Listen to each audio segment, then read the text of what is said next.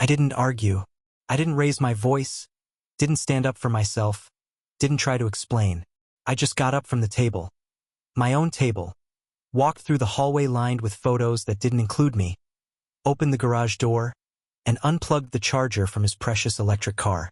I took the keys off the hook, walked upstairs, opened my safe, and locked them inside like they were mine. Because they were. An hour later, I watched through the upstairs window as his friends pulled into the driveway. Music loud, headlights scattering across the garage door. They waited, joked, checked their phones. Ryan paced in the foyer, still waiting for me to bring the car around. He texted his friends, "He's just running late." I wasn't running late. I was gone. For exits up the highway, the hum of the road curling beneath my tires. Driving toward a friend's cabin I hadn't visited in years. Somewhere I was actually wanted. Somewhere I could exhale. My name's Jake. I'm 46. When I married Emily, I thought I was building a home. A place with shared rhythms, quiet mornings, lazy Sundays, and someone to grow old beside. I didn't realize I was signing up to be a placeholder. A quiet donor of money, time, and labor. In a story that didn't include me. Emily had a son, Ryan. He was 13 when I moved in. Now he's 19. 6 years of living under the same roof. 6 years of unspoken rules and carefully measured gratitude. 6 years of raising someone who never once asked to be raised, but never refused what came with it. He never knew his father. The man disappeared when Ryan was 2, no calls, no child support, no court appearances. A ghost in the background of a life I was asked to animate. And I didn't try to replace him. I wasn't interested in stepping into someone else's shadow. I just wanted to stand beside them both. Present, reliable, solid. So I showed up. Every day. It was me who helped him study for his finals. Me who drove him to every sports tryout and waited in the parking lot. Me who researched colleges, filled out FAFSA forms, bought the car he now calls his, and stood in line at the DMV while he scrolled his phone and muttered about the wait. It was me who paid for the mortgage, the insurance, the streaming accounts, the phone he texts his friends on. All of it. But in this house, I was always something else. Something less. When Ryan was 15, he stopped calling me Jake. He just stopped calling me anything. When Emily and I got married, he barely came to the ceremony. Sat in the back row, earbuds in, a look on his face like we were burying something instead of building something. She said he'd come around. I believed her. I always believed her. And at first, I thought the silence was normal. I told myself this is just what teenagers do. They grunt. They vanish into their phones. They test boundaries. They don't say thank you, not because they aren't grateful, but because they don't know how to show it yet. So I waited. But the older Ryan got, the clearer the truth became. He wasn't waiting to accept me. He was waiting for me to fade out. When he got into college, barely through the back door of some program I paid extra to get him into, I thought that would be a turning point. I drove him to campus, unloaded his boxes, bought his bedding, his desk lamp, his coffee maker. I handed him a debit card tied to my account. For groceries, I said. Emergencies. He used it for weed and Uber Eats. I didn't say anything, just quietly adjusted the limit. Tried to believe that generosity was still worth the price. Emily called it growing pains. Said he'd come around once he saw what adulthood really cost. But the truth is, he never felt the cost. Covered it. Every semester I paid the tuition. Every month I paid the rent. Every time something broke, I was the first call. Not because I was respected, but because I was easy, accessible. A walking solution to problems I never created. And when he came home for breaks, he'd treat the house like a hotel. Drop his bags in the living room. Eat whatever I bought. Then vanish upstairs for the night without a word. Emily would say, "He's just decompressing." I was decomposing. Still, I kept the rhythm. Family dinners. Grocery runs. Small moments. I grilled in the summer. Fixed the garbage disposal. Changed the oil in the car he pretended I didn't exist in. I cleaned gutters in the fall while he slept in. Bought him a new laptop last Christmas when his broke. Paid for a weekend trip he said was essential for networking. Sometimes he'd toss a thanks over his shoulder. Other times, nothing at all. But worse than the silence were the jokes. He'd joke that I was a bonus feature, like something tacked on to his life by accident. When Emily cooked, he'd ask, "Was this your idea, Jake? Or was Mom just trying to be nice to the help?" He once introduced me to a friend as my mom's husband, the bank. Emily would laugh. Every time.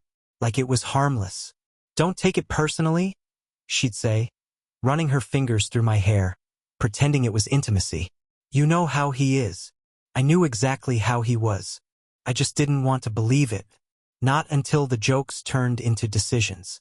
Not until the smirks turned into orders. "You don't get to tell me what to do," he said once, not looking up from his phone. "This isn't even your house." It was. My name on the deed. My money in the pipes, in the drywall, in the electric lines humming behind his bedroom wall. But to him, I was just furniture. Useful when needed. Out of sight when not. Still, I stayed. Because of Emily. Because I believed love was a foundation that needed time. That families weren't built in clean lines. That maybe, someday, he'd wake up and realize what I'd done for him. That was the lie I told myself. The one that kept me quiet. Until the night he came home late. We were supposed to have dinner. Emily had made steak, the one thing I still looked forward to, even when the house felt like a stage play I didn't belong in. 8 o'clock, she said. Ryan promised he'd be there. 9:15. The door opened. He strolled in like nothing mattered, grabbed a drink from the fridge, and walked toward the stairs. "You said you'd be home by 8, I said. He paused, smirked, looked me right in the eyes. "You don't count," he said. "You're just here because it's easy for Mom." Then he grabbed the car keys, the ones I paid for, and walked out. It wasn't shouted. It was worse than that. It was cold. Final. Like I wasn't even worth yelling at. I stood there in the kitchen, steak going cold on the table, Emily staring into her wineglass like she could disappear inside it. That was the moment something cracked. Not loud. Not messy. Just a single, clean fracture. The kind you don't see until the whole thing collapses. That was the night it snapped. Not in some thunderous explosion. Not in some shouting match filled with slamming doors and broken glass. It snapped in silence. In the soft clink of a fork against a plate no one touched. In Emily's eyes flicking away when I looked at her. Too tired to defend me. Too complicit to stop what was already done. He called me easy. Said I didn't count. Then took the car I bought and left to enjoy the evening I was meant to be part of. I didn't follow him. Didn't ask Emily if she agreed. I already knew the answer. You can't build a home with someone who steps around your presence like it's furniture. You can't be a father in a house where your voice is drowned out by laughter that isn't meant for you. I cleaned the table slowly, wrapped the steak in foil and shoved it into the fridge. Wiped down the counter, scrubbed the same spot for too long. My hands shook, but not from rage. From clarity. The kind that settles in your bones after too many years of swallowing your pride for a family that would rather feed off you than acknowledge you. Then I walked to my office. Opened the drawer where I kept the lease agreements, car titles, insurance policies. The drawer where I stored my quiet sacrifice. I unlocked my laptop, pulled up the files, the budget spreadsheets, the tuition statements, the bank accounts he'd been draining for years in food, rent, Uber rides, streaming services, car payments, and vacation gas money. One by one, I began to shut the taps. First, the car. There's an app for that. The same one I used to schedule maintenance, track miles, see his idle time. I disabled the engine remotely, scheduled a service hold, revoked charging permissions, changed the access pin. No more quiet exits in the middle of the night. No more disappearing into the city in a machine built on my back. Next, the accounts. His debit card frozen. I checked the history. Fast food, vape stores, rideshare apps. $67 at a liquor store despite being 19. Gone. That card was tied to a sub-account I created during his senior year of high school. A training ground for adulthood, Emily had called it. Let him learn financial responsibility, she said. I'd let him learn. But now the lesson was different. Money doesn't fall from a man you refuse to see. Then came the insurance. I removed him from the car policy. Health too. He was still on the plan. Covered under me. Vision, dental, emergency. All gone. Effective immediately. I clicked through the forms with mechanical calm, confirming each termination like signing the final page of a contract I never should have entered. Then the college fund. This one took longer. The account was a $529, opened in my name, funded monthly from my earnings, over $70,000 across 3 years. I stopped the automatic deposit. Sent a withdrawal request for the remainder. Enough to reimburse myself for the car, at least. Maybe even that busted water heater I replaced last fall when Ryan used all the hot water for his showers and left none for Emily or me. I left the tuition unpaid. He had a deadline next month. He'd get an email before then. Maybe 2. Maybe one of those polite warning schools send when they're still pretending to care. But it would come. And when it did, it would carry the weight of every unspoken debt he'd dismissed like lint on his jacket. I didn't do it in anger. That's the part no one believes. I didn't seethe. I didn't curse. I didn't play revenge songs or write cryptic messages. I wasn't trying to hurt him. I was just done feeding a life that spat me out. I wasn't a villain.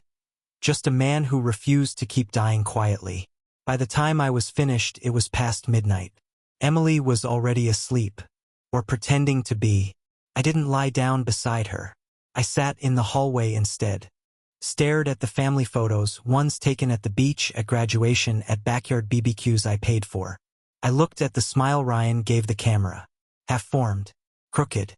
A mask. I remembered the night I taught him to tie a tie. How he rolled his eyes at first, then asked me to do it slower. "You don't have to," he said. "You're not my dad." But he let me do it anyway. And I did. Because I believed every moment mattered. Even the ones filled with resentment. He took the knot, the tie, the knowledge, and left the man. I fell asleep in the hallway chair. The next morning, he was already awake, pacing the living room, phone in hand. His friends were outside, engine running. He kept pressing the unlock button on the key fob, again and again, like trying harder would make it work. He looked up as I walked into the room.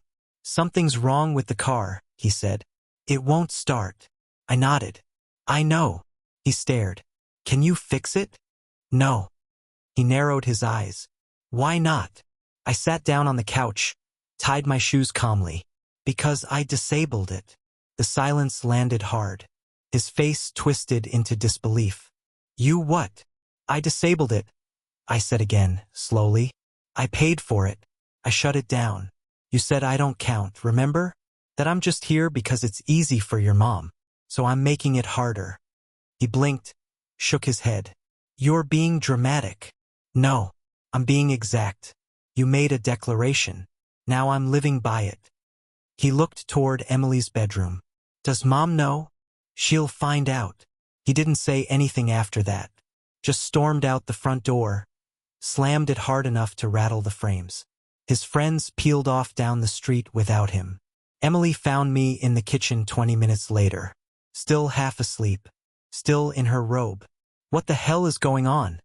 she asked. I showed her the spreadsheet. 3 years of expenses. Every dollar. Every gift. Every payment.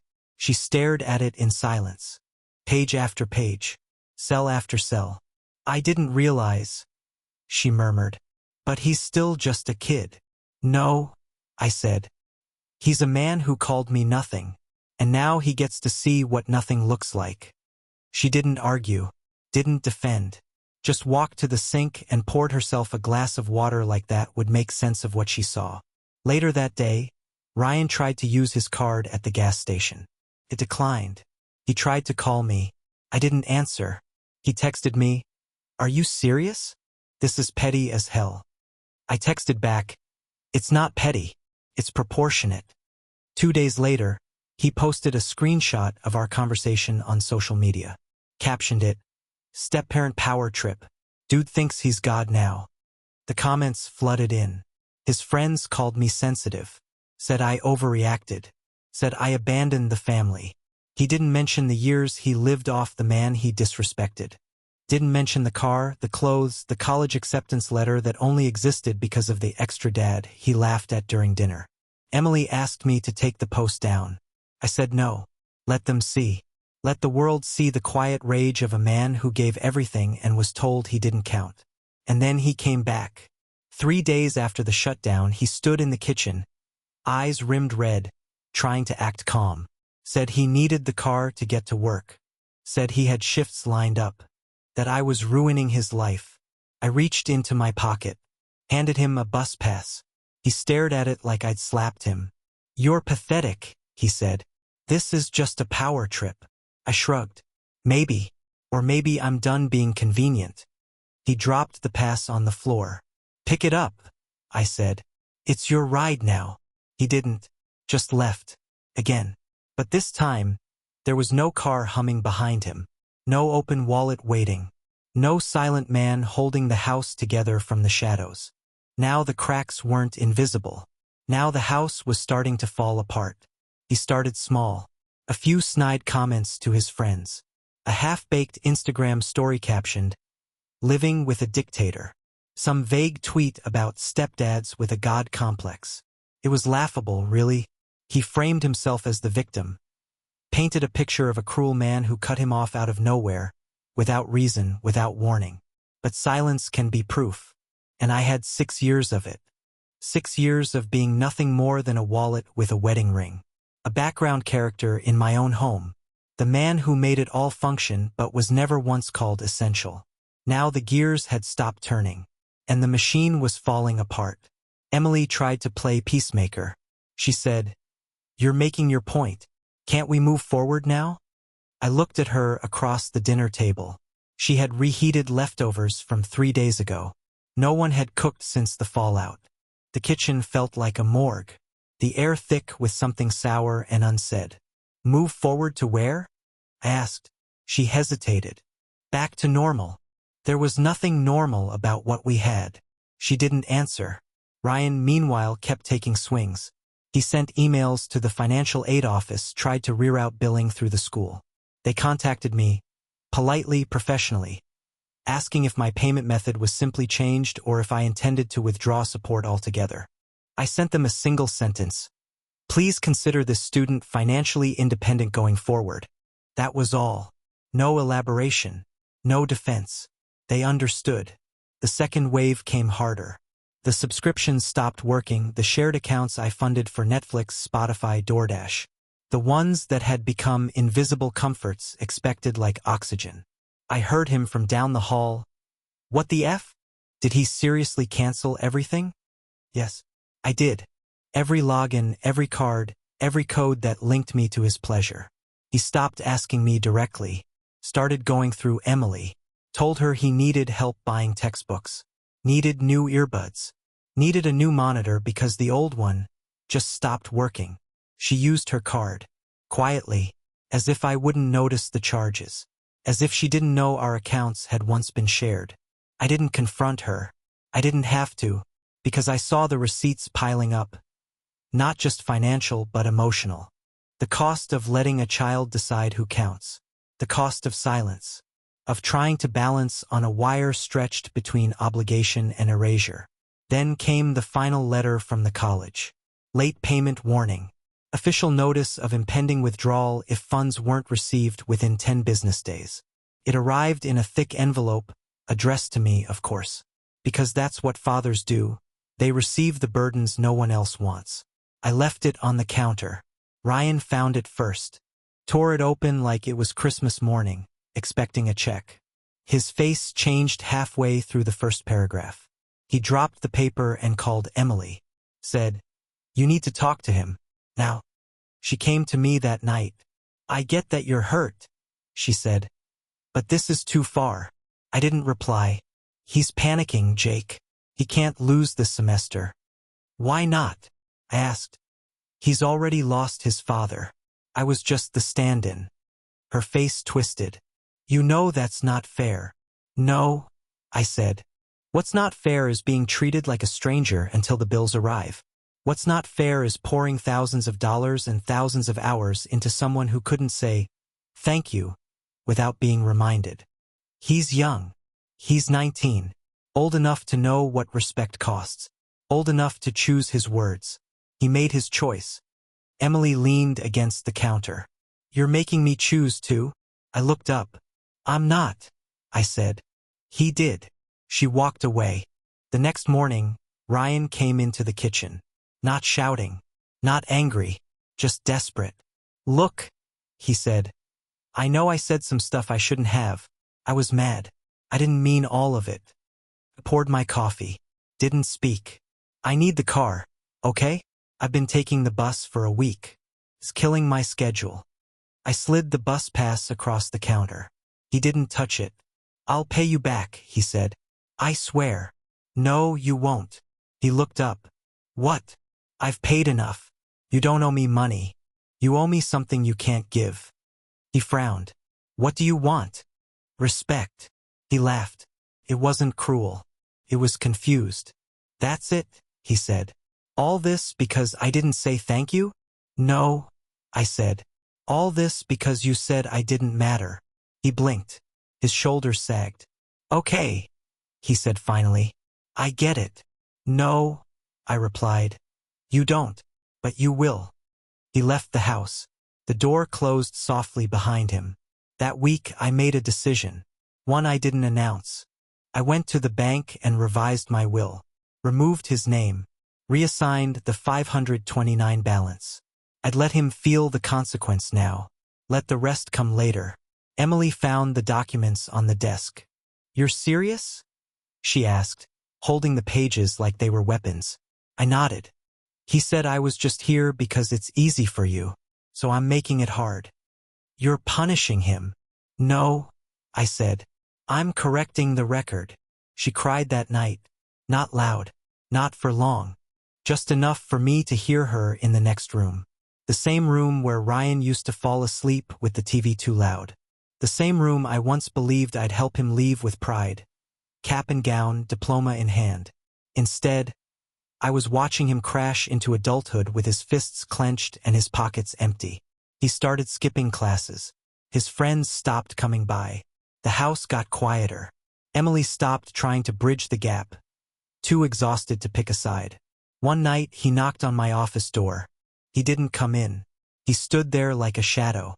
I get it now, he said. I was out of line. You've done a lot. I was angry. It wasn't an apology. But it wasn't mockery either. I turned in my chair. Looked him in the eye. I get it too, I said. But now I get to choose who counts. He nodded once, slowly, then walked away. I didn't sleep that night. Not because I was angry. Because I wasn't. I was done. This wasn't revenge. This was release. You spend long enough being the reliable one, the quiet one, the man who keeps everything running in the background, and you start to forget what it feels like to stop. To unplug. To say, if you don't see me, then you don't get me. He saw me now, but not in time. Emily said once that love is about presence. That staying matters more than blood. I believed her. I lived by it. But presence without respect is captivity. And I had been captive long enough. So I ask you, when the bill comes due and they tell you you're not the father, not the owner, not the man who counts, what do? Do you keep paying? Do you keep sacrificing? Or do you finally close the account? It's quieter now. Not peaceful. Just quiet. The kind of quiet that follows a storm. When the air still tastes like metal and everything feels too still.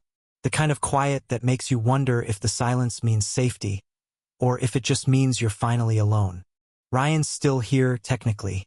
He walks past me in the hallway like he's late for something that doesn't exist. His eyes don't meet mine. The bus pass still sits by the front door. Untouched, unopened. A souvenir of the first real line I ever drew. Emily doesn't talk much anymore. She moves like a tenant now, like someone afraid to disturb the walls. She cooks for herself. Works late. Sleeps with the door closed. I hear her on the phone sometimes, low and hurried, using my name like a bruise. He's changed, she says. He's not the same. She's wrong. I haven't changed. I've just stopped pretending. For years, I handed out pieces of myself like spare change. Covered their tracks. Paid their bills. Bit my tongue. Smiled when I wasn't happy. Bought quiet instead of earning peace. That's not family. That's customer service. I thought presence was enough. I thought showing up every day, working, paying, fixing, lifting, would eventually buy me a seat at the table. But you can't earn your way into someone's blood. You can only offer yourself. And once they decide you're just a backup plan, that offer rots in their hands. Ryan thought he was untouchable. Thought the world would keep feeding him as long as someone else footed the bill. He thought, "You're not my real dad," was a bullet he could fire without consequences. That he could spit on the ground I laid for him and still walk across it safely. Emily let him believe that. And I let her. That's my sin. Not the silence. Not the sacrifice. The sin was pretending they were worth it.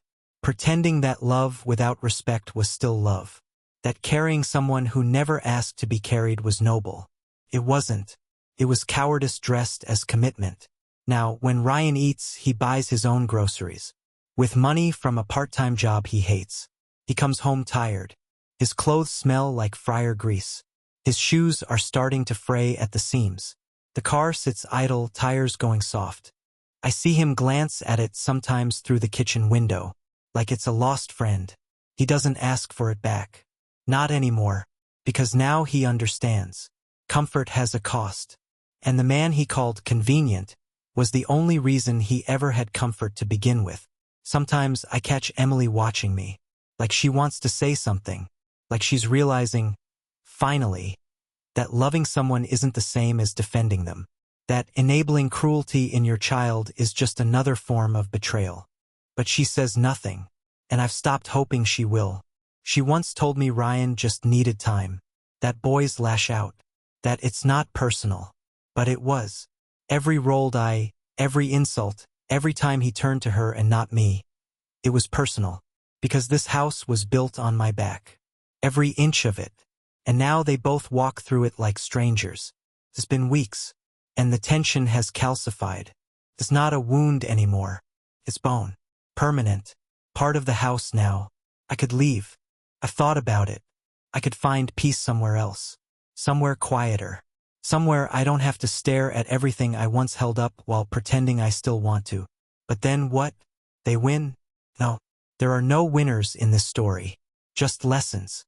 Lessons they'll learn every time the heat comes on because I paid the bill. Every time the lights flicker on, or the fridge hums, or the roof doesn't leak. Every time the world outside tries to knock them down and I don't step in to catch the fall. They'll learn that not every man stays. Especially not the ones you refuse to see. They'll learn that silence is expensive. That respect, once broken, doesn't get patched with sorry. That being part of a family is more than biology, more than presence. It's about value. Mutual value. And I found mine again. So I won't leave. I'll stay. But I won't lift. I won't carry. I won't cover the cracks they pretend aren't there. Because I was never just convenient. I was the spine. And when the spine stops holding the body, the whole thing collapses. So I ask you, all of you reading this, was I wrong to put down the weight? Was I cruel to step back and let them feel gravity? Or was this the only way left to show them what I was really worth? You tell me.